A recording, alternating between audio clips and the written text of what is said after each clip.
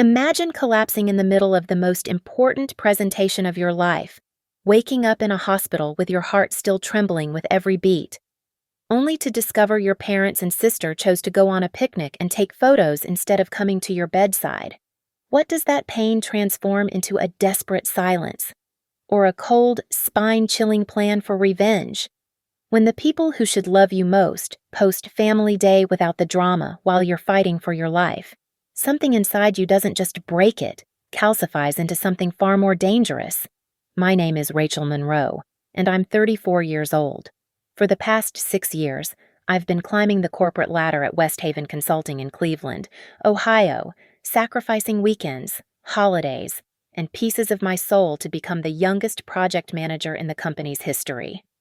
What they don't tell you about success is how heavy it becomes when you're carrying not just your own dreams, but the financial burdens of an entire family who sees you as nothing more than their personal ATM. The morning it happened started like any other.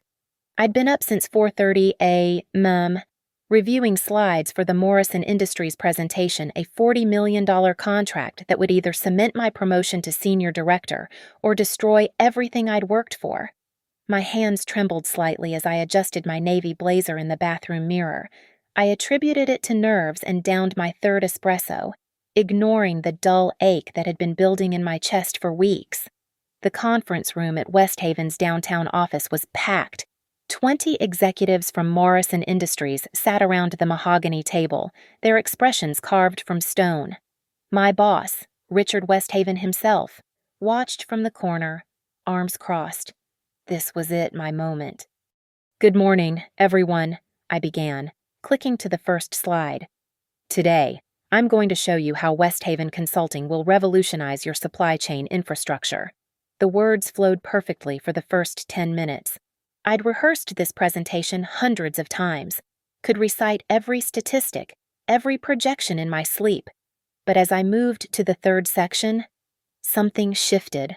The room tilted slightly, like being on a boat in rough water. As you can see in Q3 projections, my voice caught. The laser pointer slipped from my hand, clattering on the floor. The sound echoed like thunder in my skull. "Ms. Monroe." Someone's voice, distant and warped. I gripped the podium, knuckles white. The spreadsheet on the screen behind me blurred into meaningless numbers. My chest constricted, as if someone had wrapped steel bands around my ribs and was slowly tightening them. Each heartbeat felt wrong, too fast, too slow, skipping like a scratched record. "I just need—" The words never finished. My knees buckled. The last thing I remember clearly is the sound my body hitting the floor, the shocked gasps rippling through the room like dominoes falling. Someone's coffee cup shattered. A woman screamed. Richard's voice boomed over the chaos. "Call 911 now."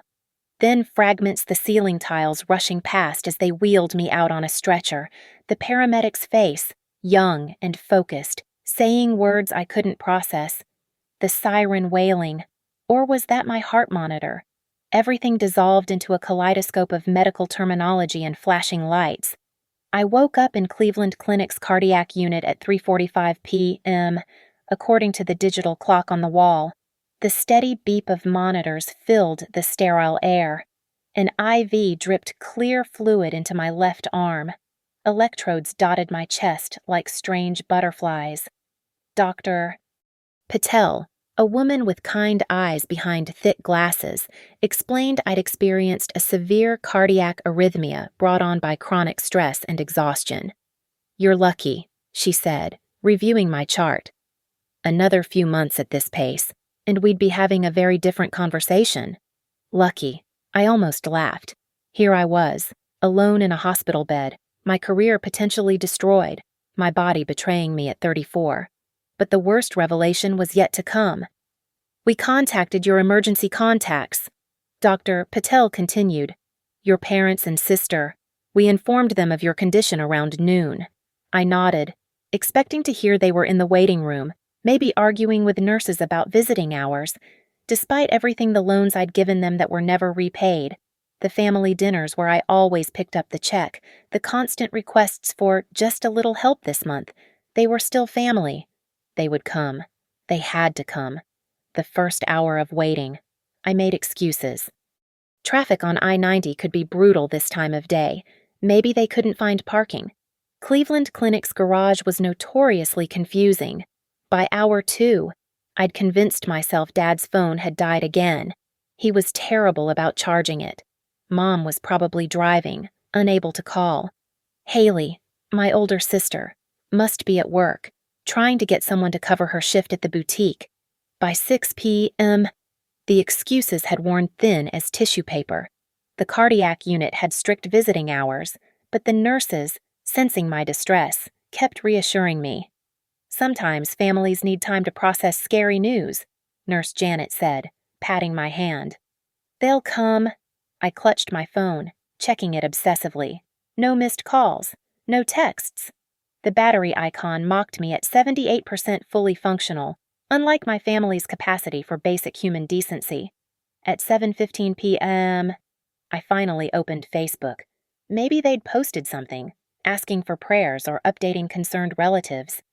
My finger hovered over the app, heart monitor beeping faster as anxiety crept in. I shouldn't have looked. God, I shouldn't have looked. There it was, posted at 4:32 p.m. by Haley Monroe Richardson. A photo of my entire family at Edgewater Park, Lake Erie glittering in the background. My father manning the grill, spatula raised triumphantly. My mother laughing, wine glass in hand. Haley taking the selfie. Her husband Brad grinning beside her. They were having a barbecue. A fucking barbecue. The caption drove the knife deeper. Family day without the drama. Blessed, family time, peaceful, without the drama. While I lay in a cardiac unit, electrodes monitoring every stuttering beat of my damaged heart, they'd chosen to celebrate my absence. The timestamp burned into my retinas 4:32 p.m., 2.5 hours after the hospital called them. After Dr. Patel had explicitly told them I'd suffered a cardiac event and was in intensive monitoring. My hands shook as I scrolled through the comments. Aunt Linda, so lovely to see you all together. Mom's response. Some days you just need to focus on the positive people in your life. The positive people. I set the phone down before I threw it. The heart monitor's rhythm grew erratic, bringing Nurse Janet rushing in. Honey, you need to stay calm. What's wrong? How could I explain? How could I tell this kind stranger that the people who were supposed to love me most had literally posted photographic evidence of their indifference to my potential death? That, without the drama, meant without me, the daughter who'd paid for that grill, who'd covered Mom's credit card debt last Christmas, who'd loaned Haley $5,000 for her wedding that I'd never see again. Nothing, I whispered. Just processing.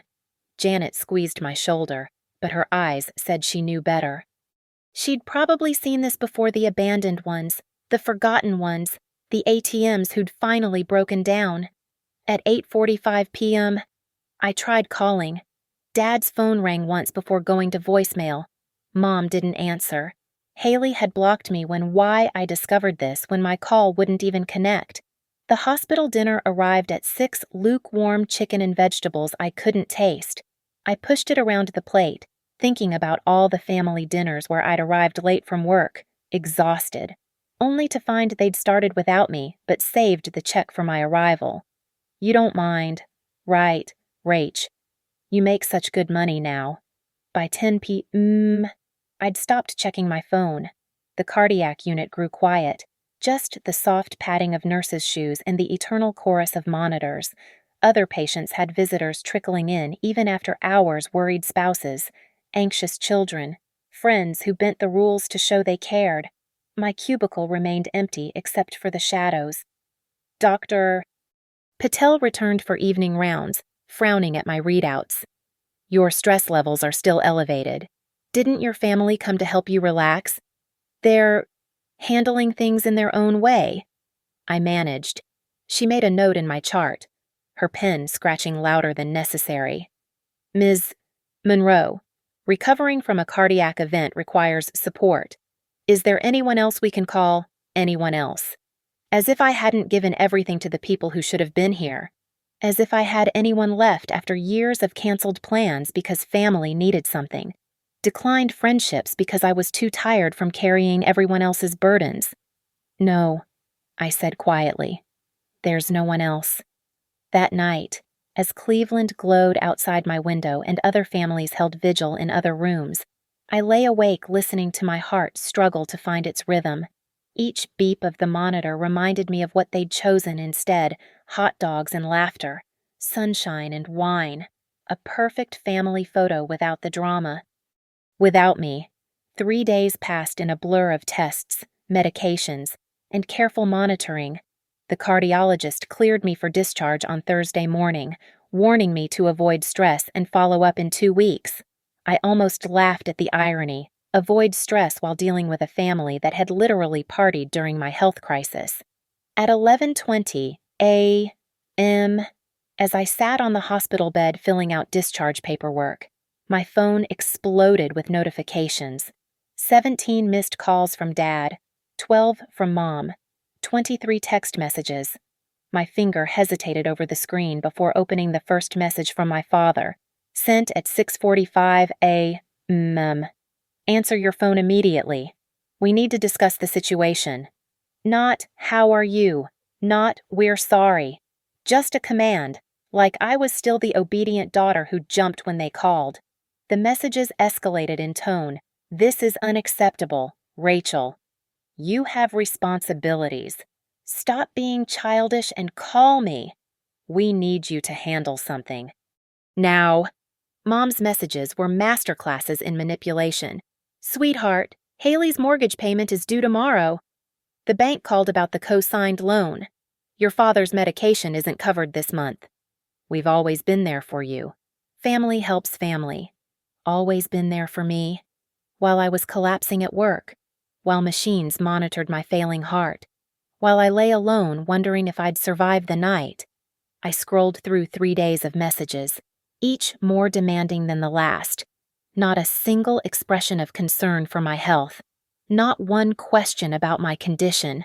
Just needs, wants, demands, the familiar symphony of taking that had become the soundtrack of my life. The final message from Dad, sent an hour ago, made my chest tighten not with cardiac distress, but with pure, crystallized rage. If you don't respond by noon, we'll have to take action to protect the family's financial interests. You leave us no choice. Protect the family's financial interests. I was 34 years old, lying in a cardiac unit, and my family saw me as nothing more than a malfunctioning bank account. At 11:58 a.m., I finally responded.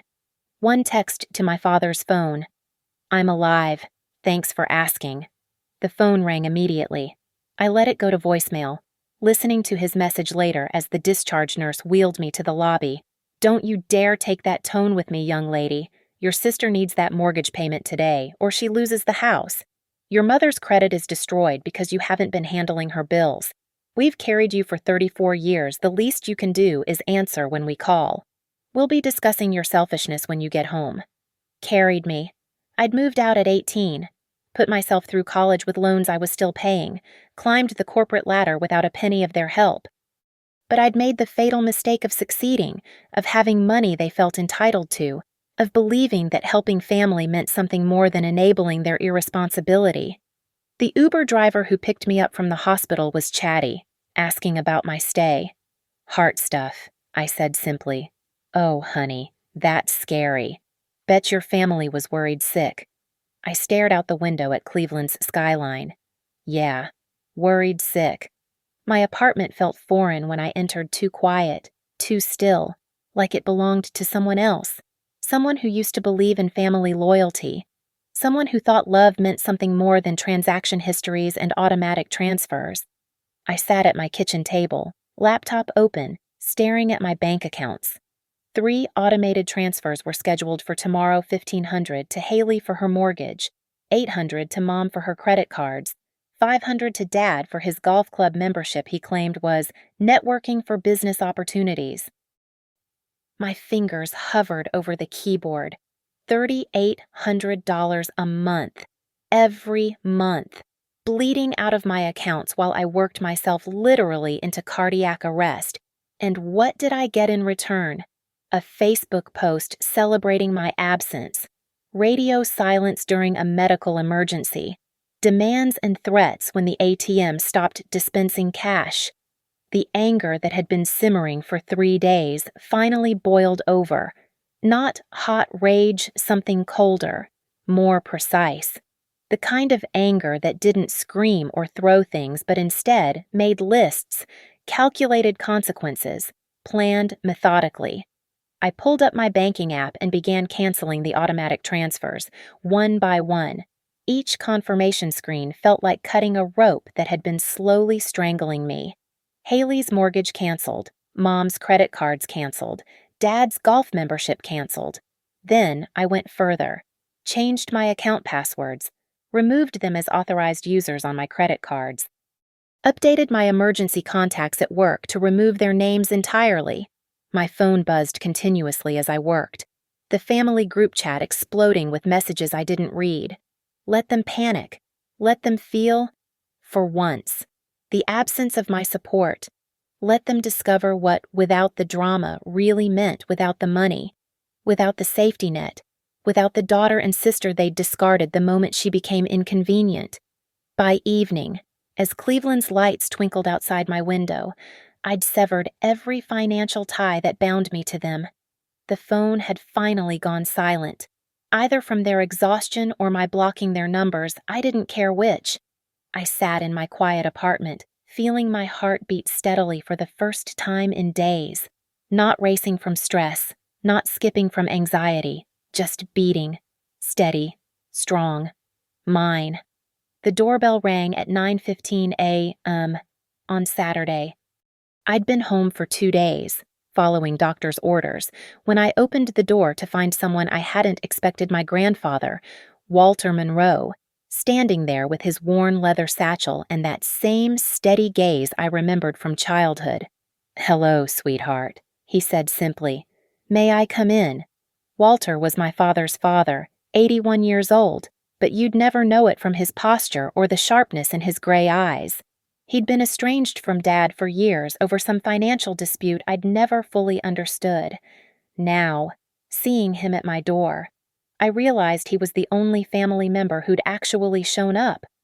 "Grandpa, the hospital called me," he said, settling into my kitchen chair with practiced ease. "I'm still listed as your secondary emergency contact from when you were in college. Took me a few days to drive up from Kentucky." He studied my face, noting the exhaustion, the pallor. "They didn't come, did they?" It wasn't really a question. I shook my head, unable to trust my voice. Walter pulled out a small notebook, the kind with the spiral binding on top, and set it on the table. "Tell me everything, Rachel. And I mean everything." So I did. For the next 2 hours, I laid out the entire financial map of my family's exploitation. The $15,000 I'd loaned Haley for her wedding that became a gift when she never mentioned repayment. The credit cards I'd paid off for Mom twice only to watch her max them out again. The business ventures Dad had pitched that always needed just a small investment from his successful daughter. The co-signed car loan for Haley that she'd defaulted on, destroying my credit score. The apartment deposit I'd covered when they'd been evicted 3 years ago. Walter wrote it all down in his precise handwriting, occasionally asking for dates, amounts, documentation. His face remained neutral, but I saw his jaw tighten when I showed him the Facebook post from the barbecue. $43,000, he said finally, tallying his notes. "In 3 years, you've given them $43,000, plus the damage to your credit, plus the stress that landed you in the cardiac unit." Seeing the number written down made it real in a way it hadn't been before. $43,000, a down payment on a house, a safety net, a future I'd handed over to people who couldn't even visit me in the hospital. "I've already cut them off," I said. "Canceled everything." "Good start," Walter said, then pulled out his phone. "But not enough. They'll escalate. Your father always does when money's involved. He scrolled through his contacts. Lauren Kessler. She's a lawyer, handles financial abuse cases. Used to work with her before I retired. Financial abuse, but they're family. Family doesn't entitle them to destroy you, sweetheart. His voice was firm but gentle. What do you think they'll do when the bills come due and you're not paying? As if on cue, my phone buzzed with an email notification. Walter gestured for me to check it. The sender was my father. Subject line, Formal Notice of Family Obligation. I read it aloud, my voice growing increasingly incredulous. Rachel, your recent actions have placed the family in severe financial jeopardy. As you are aware, multiple financial commitments were made with the understanding of your continued support. Your mother and I are prepared to pursue all necessary legal remedies to ensure family obligations are met, including but not limited to seeking power of attorney given your recent medical episode clearly indicates impaired judgment. Power of attorney, I whispered. They want to control my finances because I had a heart problem. Walter's expression darkened. They want to control your finances. Period. The heart problem is just their excuse. He pulled out his phone. I'm calling Lauren now. She needs to know about this immediately. While he made the call, I reread the email. Each word a small betrayal. Impaired judgment. The only impaired judgment I'd shown was believing they loved me for more than my bank account. Walter handed me the phone. Lauren Kessler's voice was warm but professional. Ms. Monroe, your grandfather's filled me in on the basics. Can you forward me that email and start gathering any documentation, bank statements, text messages, medical records from your hospital stay? We need to establish a clear timeline. Is this really necessary, I mean? They can't actually get power of attorney, can they? Not if we act quickly. But from what Walters told me, they're going to try everything. The fact that they moved this fast means they've probably already consulted someone. We need to be prepared. After the call, Walter helped me organize documents, create folders, screenshot text messages. He was methodical, thorough, treating it like the financial audits he used to perform before retirement. Why are you helping me? I asked suddenly. You haven't spoken to Dad in years. Walter paused, his hands stilling on the keyboard. Because I watched him do this to his mother, my Helen, bled her dry during her final years, then had the audacity to contest the will when she left her remaining assets to charity instead of him. He looked at me directly. I couldn't save her from him, but I can save you. By evening, we'd compiled everything 3 years of financial exploitation documented in brutal detail. Lauren had already sent a cease and desist letter to my parents, warning against any attempts to gain conservatorship or power of attorney. This is just the beginning, Walter warned as he prepared to leave. They'll escalate. Your father doesn't like being told no. Neither do I said, surprised by the steel in my own voice. Not anymore. Walter smiled, the first real smile I'd seen from him all day. There's the Monroe backbone. Just took a while to point it in the right direction. The counterattack began at 6:30 a.m. on Monday. My phone lit up with notifications from Venmo, PayPal, and Zelle all declined payment requests from Haley with increasingly desperate messages. System error, please resend mortgage payment ASAP. Rachel, something's wrong with your accounts. Please fix. This is an emergency, respond now. You're going to make me lose my house. Are you insane? By 7 a.m., the requests turned to threats. Mom had discovered email and sent a formal dissertation on family duty, complete with Bible verses about honoring thy father and mother. Dad's approach was more direct, a voicemail that would have been funny if it wasn't so menacing. Rachel Marie Monroe, you have exactly 1 hour to restore the financial arrangements, or I will personally come to your apartment and we will discuss this face to face. You seem to have forgotten who raised you, who sacrificed for you. This ends now. I forwarded everything to Lauren, who responded immediately. Perfect. They're creating evidence of harassment and financial coercion. Don't respond to anything. Let them dig their own hole. At work, I'd returned on modified duty half days. No stress. Doctor's orders. My colleague Janet covered the Morrison Industries fallout, but whispers followed me through West Haven's halls. The woman who collapsed during the biggest presentation of the year. Career suicide, some said. But Richard Westhaven himself stopped by my desk that morning. Monroe, HR forwarded me something interesting. Your family is calling the office. My stomach dropped. Sir, claiming you're mentally incompetent and they need to handle your financial affairs. He sat on the edge of my desk, arms crossed. Your father actually asked if we could redirect your direct deposit to an account he controls. For your own good, apparently. The humiliation burned hot enough to trigger my heart monitor app warning.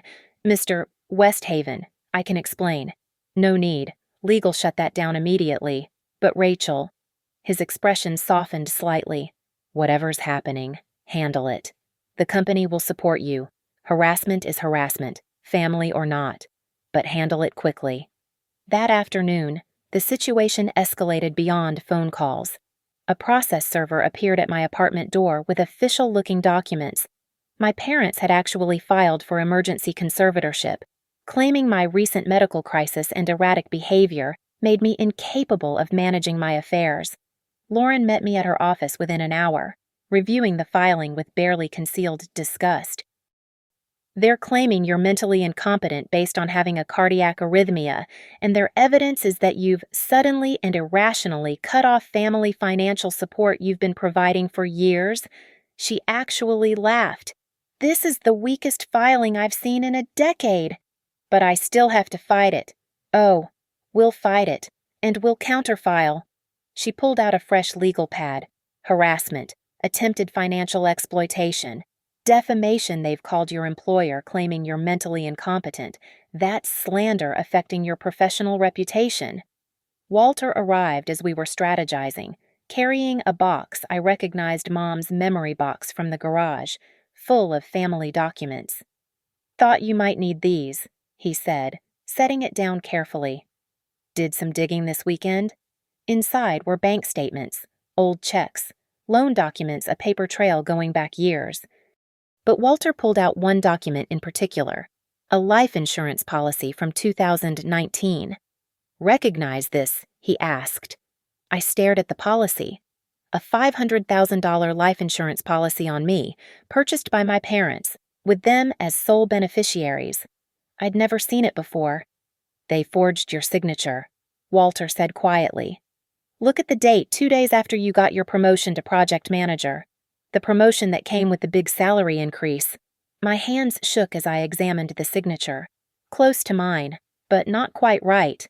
The R was wrong, the M too flowery. Lauren photographed everything, her expression growing darker. This changes things. Forgery, insurance fraud. These are criminal charges, not civil. They took out life insurance on me without my knowledge. Sweetheart, Walter said gently. They've been betting on you dying. That cardiac event your father called me asking about your will before he called the hospital. The room spun slightly. I gripped the chair, forcing myself to breathe slowly, remembering Dr. Patel's warnings about stress. We're filing criminal charges, Lauren announced. This isn't just about money anymore. This is about protecting you. That evening, Mom tried a different approach. She showed up at my apartment building, convincing the doorman she was worried about her sick daughter. Building security called me before letting her up. Don't let her in, I told them. She's not on the approved visitor list. I watched from my window as she stood outside for an hour, occasionally looking up at my floor. She'd brought props a container of what looked like soup, flowers, the full concerned mother performance. Other residents passed her, probably wondering why a mother was locked out of her daughter's building. Finally, she left, but not before posting on Facebook, tried to bring my sick daughter homemade soup, but she wouldn't even see me. Mental health crises are so hard on families. Praying for healing and reconciliation. The comments poured in sympathy for her. Criticism of me. What kind of daughter refuses her mother's care? So heartbreaking when children turn against family. But then Walter did something unexpected. He commented on the post, "Interesting you have time for soup delivery but not hospital visits. Your daughter was in cardiac ICU for 3 days. Where were you then?"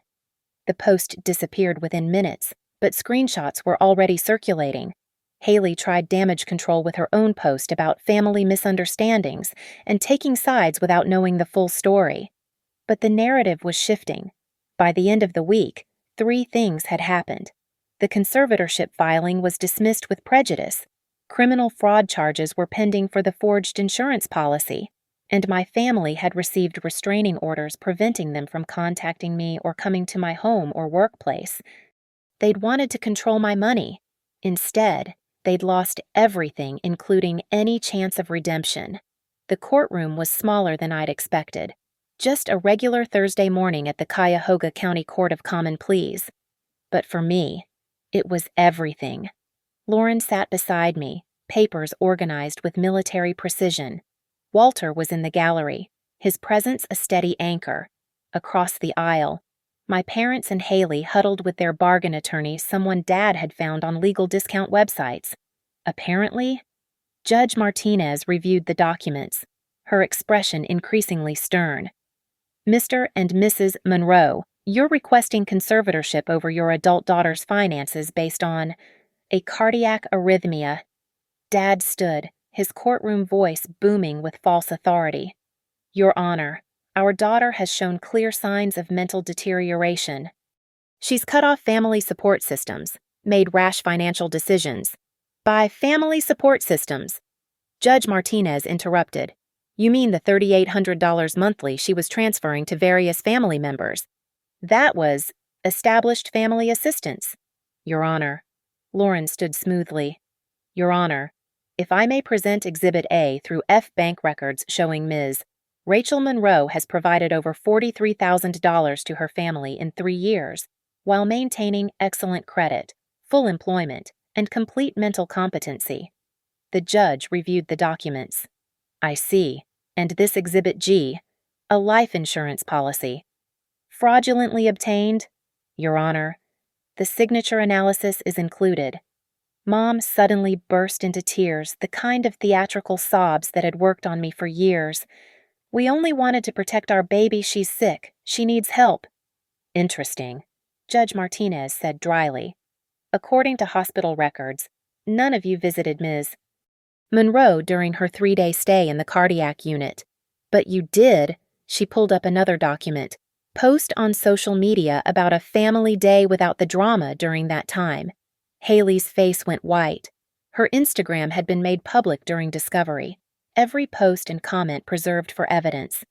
"Your Honor," their attorney stammered, "families handle stress differently." By attempting insurance fraud, Judge Martinez's voice could have frozen Lake Erie. "This conservatorship petition is not only dismissed with prejudice, but I'm referring the insurance matter to the prosecutor's office.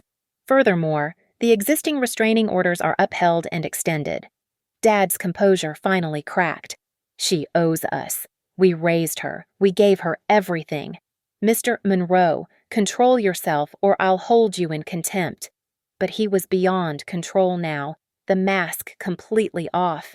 "That ungrateful bitch has destroyed this family. Haley's losing her house. My wife's credit is ruined. All because Rachel decided to be selfish." The bailiff stepped forward, but Dad wasn't done. He turned to me, his face twisted with rage. "You were supposed to take care of us. That's what successful children do. That's your obligation. Mr. Monroe," Judge Martinez banged her gavel, "one more word and you'll spend tonight in jail." Mom grabbed his arm, pulling him back, but the damage was done. Everyone in that courtroom had seen the truth. I wasn't a daughter to them. I was an investment that had stopped paying dividends. After the ruling, we gathered in the courthouse cafe. Lauren was triumphant, but I felt hollow. You can win a case and still lose a family, even if that family was already lost. "The insurance fraud charges will probably result in plea deals," Lauren explained. "They're looking at potential jail time, but more likely probation and fines." "Which they can't pay," Walter added grimly. "Frank's burned every bridge, and from what I hear, Haley's husband Brad is already talking to divorce lawyers. My phone buzzed with a text from an unknown number. I almost deleted it, then recognized Brad's area code, Rachel. I'm sorry. I didn't know about the insurance policy or the conservatorship until the court filing. Haley's been lying to me about the money, too. She said you offered to pay our mortgage as a gift. I'm leaving her. You deserved better from all of them. I showed Walter the message. He nodded slowly. Rats fleeing the sinking ship. That afternoon, I returned to work to find flowers on my desk from Richard Westhaven. The card read, "Heard you won. Morrison Industries reconsidering? Stress clearly came from wrong sources. Let's discuss your future here when you're ready." Janet stopped by, eyes wide. "Is it true your family tried to have you declared incompetent?" "It's true." Jesus, Rachel. And that life insurance policy news traveled fast in offices. By end of day, I'd received more genuine support from colleagues than I'd ever gotten from family. People who barely knew me offered more kindness than the people who'd raised me. That evening, I sat in my apartment, scrolling through Facebook. The family narrative was imploding publicly. Someone had leaked the courtroom audio Dad's meltdown was spreading through Cleveland social media circles. Haley's boutique Instagram was hemorrhaging followers. Mom's church friends were mysteriously silent on her prayer request posts. But the most surprising message came from my cousin Emma, Mom's niece. "Rachel, I'm sorry we didn't speak up sooner. We all knew they were using you. Grandma knew too, before she passed. She left you something in her will, but your parents said you didn't want it. That was a lie, wasn't it? Call me when you're ready." Another lie. Another theft. How many more would surface now that the dam had broken? Walter called around 8 p.m. "You did good today, sweetheart. Helen would be proud." "Grandpa, do you think they ever actually loved me?" The silence stretched long enough that I knew the answer before he spoke. "I think they loved what you could provide. Some people, Rachel, can't love beyond their own need. It's not about you. It never was."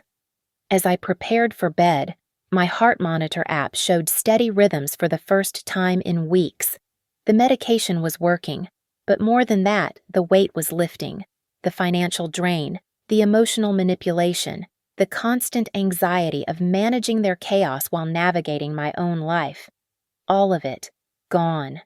My phone had been silent for hours. No demands, no guilt trips, no emergencies that required my wallet. Just blessed, peaceful silence. For the first time in years, I was truly alone. And it felt like freedom. The social media war began 2 weeks after the court ruling. Haley fired the first shot, a tearful video posted at 2:13 a.m. that would have won an Oscar if the Academy awarded manipulation. "I never thought I'd have to make this video," she sobbed, mascara strategically smeared. "But when your own sister abandons you during your darkest hour, when she turns her back on the family that loved her..." She paused, dabbing her eyes. "Rachel has cut us off completely. Mom's diabetic medication, Dad's heart pills, my children's future, she doesn't care. We only wanted to help her during her health crisis, but she's chosen money over blood." The video went viral in our Cleveland suburb circles. 3,000 shares in 6 hours. The comments were brutal, calling me heartless, selfish, a monster who abandoned sick parents. Someone even found my LinkedIn and posted screenshots with, "This is what corporate greed looks like." Walter called immediately. "Don't respond. Not one word." But Mom had already joined the campaign, posting old family photos with captions like, "Remember when family meant everything," and "Some daughters forget who changed their diapers." Each post carefully crafted to paint me as the ungrateful child who achieved success and abandoned those who sacrificed everything for her. The narrative was building momentum.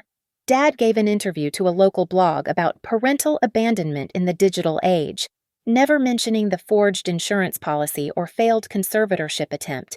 They were winning the PR war, and I was hemorrhaging reputation by the hour. Then Emma, my cousin, did something unexpected. She posted the full courtroom audio on Twitter with a simple caption, Since we're sharing family truths, here's what really happened in court. Dad's meltdown. She owes us. That's what successful children do, played for the world to hear. The judge's voice, clear and damning. Insurance fraud.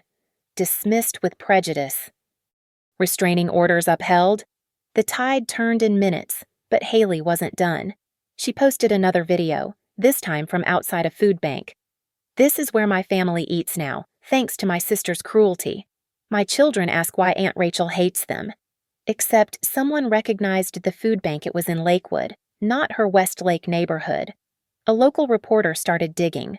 Within hours, they'd discovered Haley lived in a $400,000 house, drove a 2023 BMW, and had posted vacation photos from Cabo just 3 months ago. The comment sections exploded. Wait, she needs food banks but was in Mexico. That BMW costs more than I make in a year. Check her boutique prices $200 sweaters but can't afford food. Mom tried damage control with a Facebook Live session, but she'd been drinking 5 minutes in.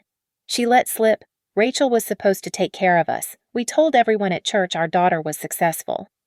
Do you know how embarrassing this is? We look like failures. Someone screen recorded it before she deleted it.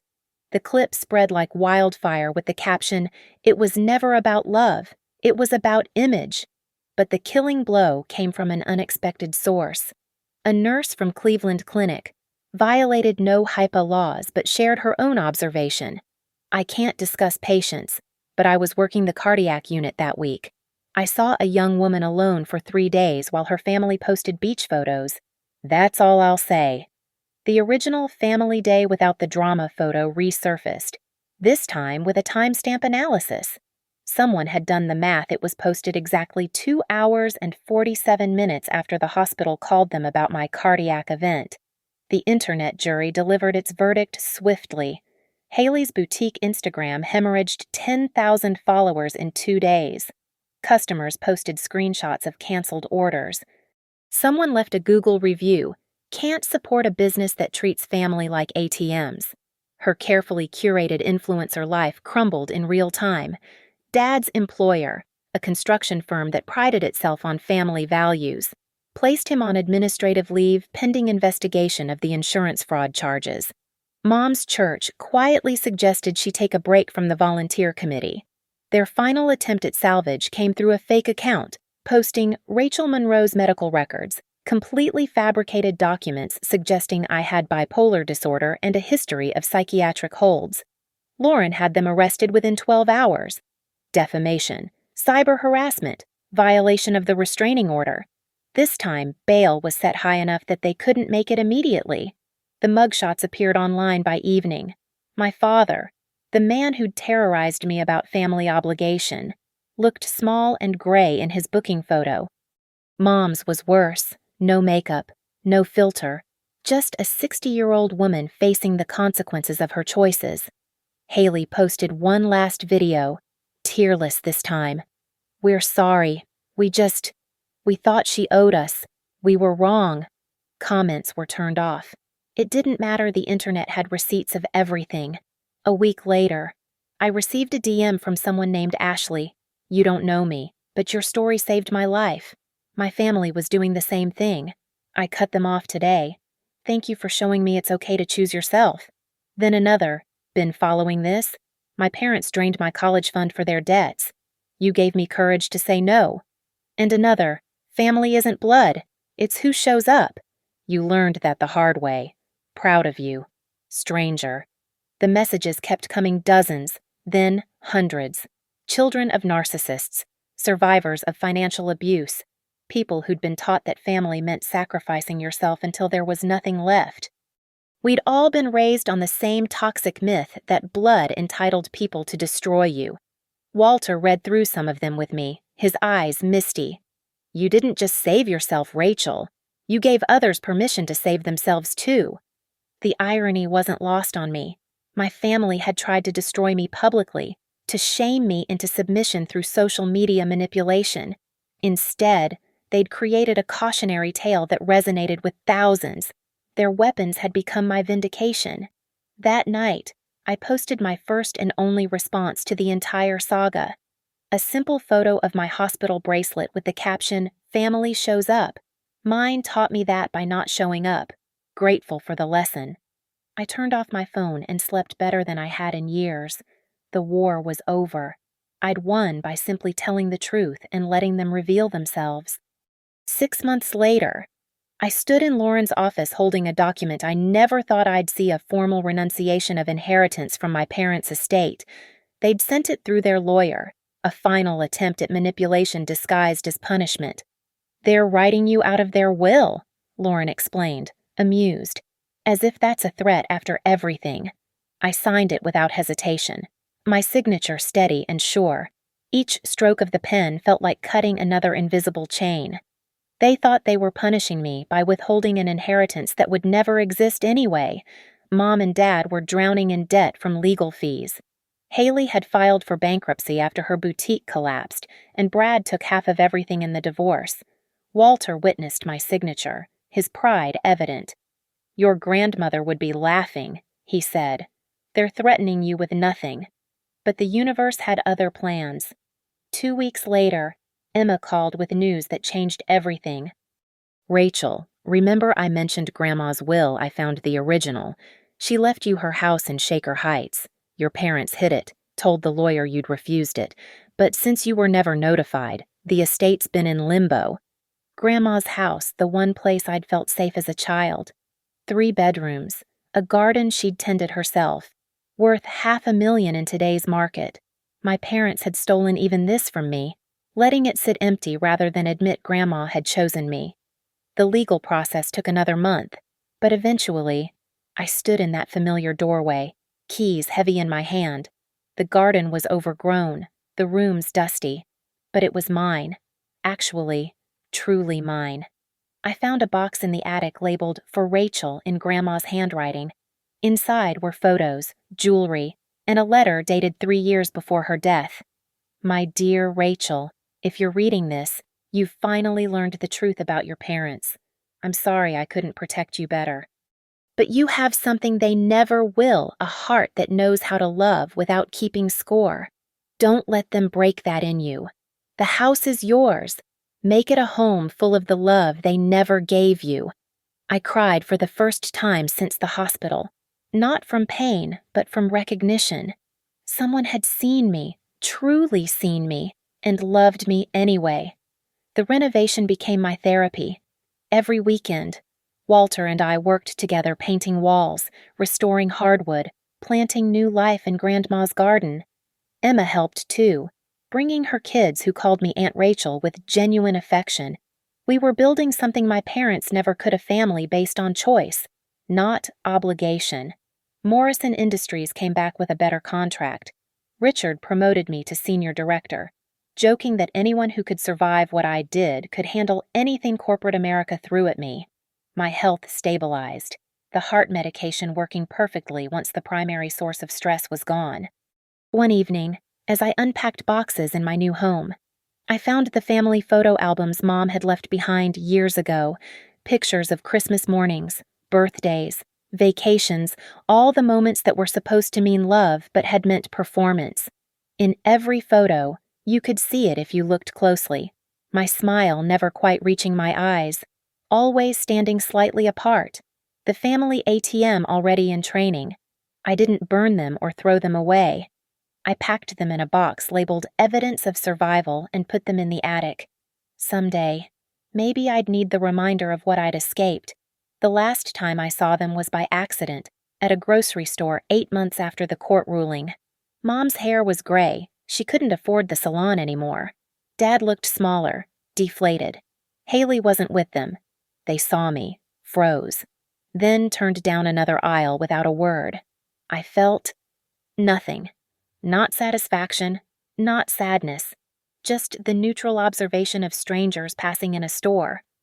Walter died peacefully in his sleep a year later, but not before seeing me settled in Grandma's house, thriving in my career, surrounded by chosen family. His last words to me were, "You broke the cycle, sweetheart. That's the greatest revenge of all." He was right. They'd wanted to destroy me. But instead, they'd freed me. Every document they'd forged, every lie they'd told, every manipulation they'd attempted had become evidence in the case for my liberation. They'd taught me, finally, that love isn't measured in dollars transferred or guilt endured, but in who shows up when you're on the hospital bed with machines monitoring your broken heart.